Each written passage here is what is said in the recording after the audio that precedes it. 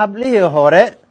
gabadha aroosada buraanburka loo tirinay aniga kuma oranin waxay hooyadeed ku tiri ninkii lala hadlayaa gabadha guursanaya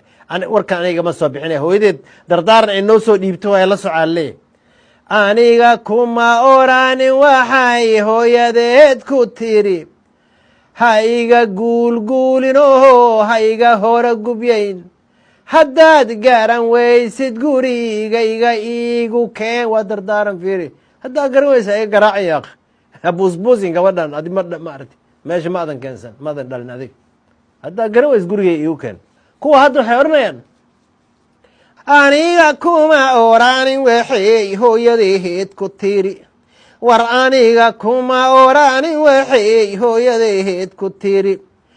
isnaabshuudkay taqahaan aaladaha casriga aqalkay ku nooshahaynaha internet u gili may dhaalin xabiibi behey biayehay taqaan garaac hadalkiisa daha guulgul laguma korin afkana ka guulin indhaha ku soo caddayn haddaa taabata reerkooda ayayba tagi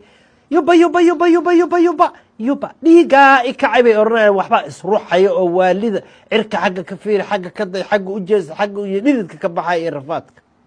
gablihii horena wax degan bay ahaayeen waxaa la odhan jiray magaceeda gabadheen ku sharfaa ama heblaaya iska odhanaya heblaaya guulaysa oo geed mireeyay noqo higla la soo haybsadiyo hoos qaboobay noqo hiba ilaah baa leheeti waxaysay noqo waa la ammaani jiray waa loo duceyn jiray heblaaya kordalaayaday kaatun dahab la tumay karbuuna sideediyey kaahuma adiga baa la ohan jiray kuwa hadda waxay odhanayaan